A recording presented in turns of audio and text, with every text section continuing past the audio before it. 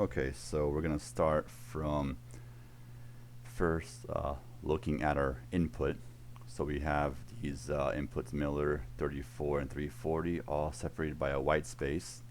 So basically here, let's go ahead and sort of see that we do have three CN statements. So each one's going to read one of these three. So it's not separated by a space, but separated by a new line, which is basically the same sort of concept because it is white space separated.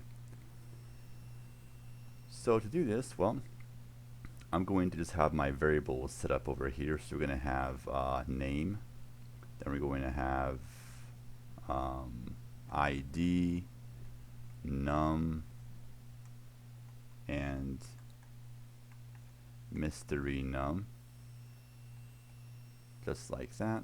So at the moment, none of these have been initialized, but they are declared. So now the first thing we do is we prompt the user. So for this program, the output, you wouldn't have to output the cout statements. You have to output the final results, which are these right here would be your responsibility to get. So we first do a cin name. It's going to first read in something from the input. So it's going to read in Miller. Then it hits a new line, so it's going to stop reading at that point. So Miller is going to be read into this string variable name. Then it's going to ask me to cout enter a two-digit number. Okay, so then it's going to do a cin num. So the next thing that's read on the input is 34. That's going to be stored into num, which is right here. So let's put the num 34 right over there, just like that. And now ID is going to be assigned some values. 100 times num plus secret. Okay, so num is 34. The value of num is 34.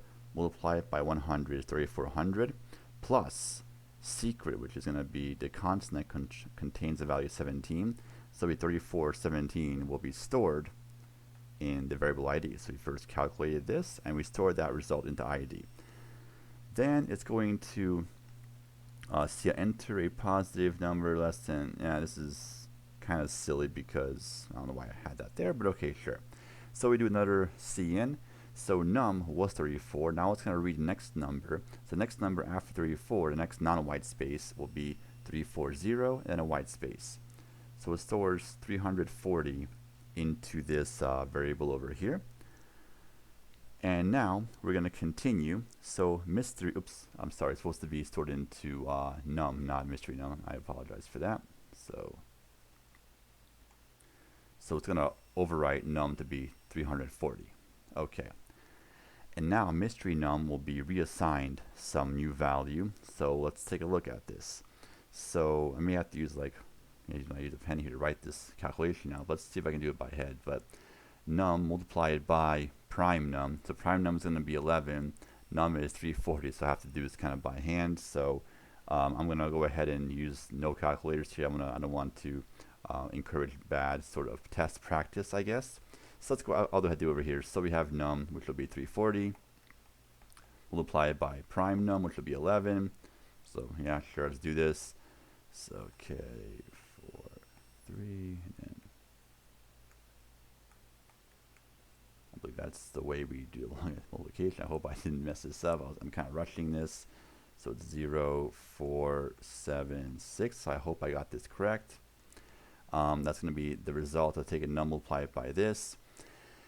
Then we take 3 multiplied by secret because multiplication has precedence over subtraction. So secret is going to be 17 multiplied by 3. Okay, fine, I'll do this again so I don't make a mistake here. So that's 21, 51. Okay, so we take this value, subtract it from 51. Okay, we can definitely do that. So let's go ahead and do this here. So I'm going to make this into a 3, and then this will be 9. 8, 6, 6. That's going to be a value stored in this variable. If I made a calculation mistake, well, I apologize, but I guess the logic is still the same. So 6, 6, 8, 9. That gets stored into this variable mystery num. And now we output everything. So we output name.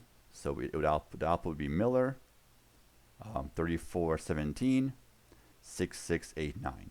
That would be the output for this program. So something like this would be on the exam. And yeah, so be able to trace it out. Maybe it won't be as much as big calculations like this, but you know, something along these lines. So anyway, let's keep going on over here. So write a program that reads in 3 item prices and computes and outputs a raw total, tax amount, and total plus tax. It's almost like I've done this before in class, actually. So I guess that's your answer. I think I already have that code posted on Canvas, so you can look at that code. This does not involve IO manip though, but you know, I already did this already, so you can already look at that. I'm not going to really have anything as complicated as this, but this will be a question where you would have to read in a fraction, and let me see what you have to do here. So read in N1, D1, so let's see. Oh, you add them together. Okay, so you have to first read in the numerator and denominator of the first fraction, and read in the numerator, denominator of the second fraction. You have to establish a common denominator and then add them together. So I guess I could maybe help you with this one. So I may not have anything as complicated, but I'll still do this anyway like this. So in this case over here, I'm going to create, I'll have maybe N1 would be essentially N1 multiplied by D2, and then N2 would just be N2 multiplied by D1. This is actually the code where we're trying to establish this numerator for the projected common denominator. And of course, D1 would just be D1 multiplied by D2. And then D2 would just be D2 multiplied by D1. Then we just add the numerators up. So we have N1 equals N1 plus N2, I suppose. And then you would just basically see out N1 slash, and I guess we can say D1, sure. That will be the resulting sort of sum of these two fractions. So I believe that is basically, I said do not convert to a decimal, so this is the way we first establish a common denominator.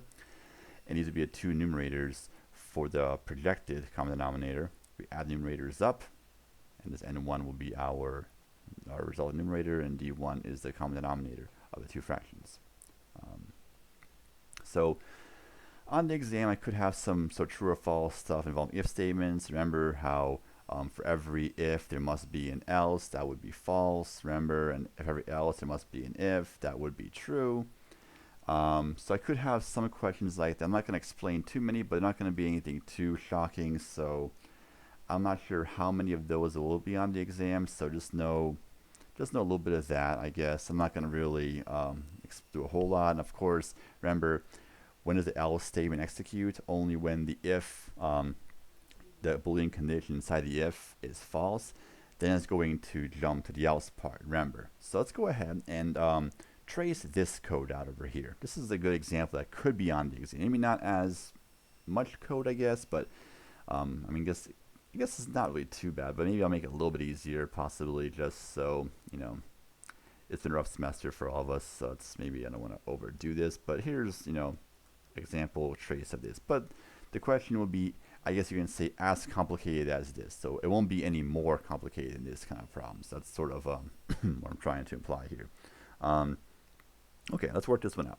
So we're going to do x plus y modded by 10, but remember, the mod division has precedence over the plus, so y modded by 10, y is 6, so 6 modded by 10 will be 6, plus 14 will be 20, equals to 2, that's false.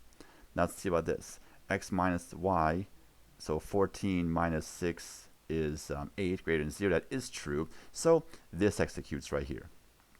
So the C out would be, well, it would C out x plus y equals 20, and then new line, then C out x minus y equals 8, new line. So this else is never going to happen, because this only executes only if this if statement is false. But this if right here at the very bottom, it's not related to anything, not related to this if or this else. This if is a separate set of statements. So really this if statement is not going to be affected by the results of any of these, except if I were to have updated x and y in these two if-else bodies, then it would possibly affect these. So also look out for that too. I could have a case where I could have the body of the if or the else update x and y, and this if is unrelated, but the x and y values are going to be updated from this point on. So I could have done that on this question on the exam, but I guess I didn't. So let's go ahead and now see if this if statement is true. So x multiplied by y, so 14 multiplied by 6 equals 2. I believe that's true because 14 divided by 6 has a quotient of 2 with a remainder of 2. And then x divided by y equals 2. So yes, this actually is going to be true now. So that's going to output x mod y equals 2, y mod x equals, well, whatever result this is, which is going to be, actually, this is actually a little trick right there. So this actually outputs x modded by y, which would be 2, then outputs y modded by x, which would in fact be 6, because 6 modded by 14 is going to be a remainder of 6 with a quotient of 0. So basically, that is the exam review. Of course, you can ask me more questions if you want on Discord, if you have any other questions. But basically, this is going to be sort of a rundown of the exam. So be able to trace out some code, maybe write some code involving if statements as well. I may have like one question we have to write code on if statements. Maybe one question we have to write code on sort of on a non-if statement code. And then you have to trace out code quite a bit. And then some true or false multiple choice questions based on stuff I did in class, but the earlier part of the video was because those were questions that are not written by me per se, so I wanted to make sure I outline that just so in case if I didn't cover that in class, it's covered in this video. So I guess other than that, happy studying, good luck on the exam. And also one more thing I want to say, I'll also announce this on Canvas. So if you're in the section 1007, the in-person class, the exam will be during the normal times. So from 4 to 5:15 will be your exam.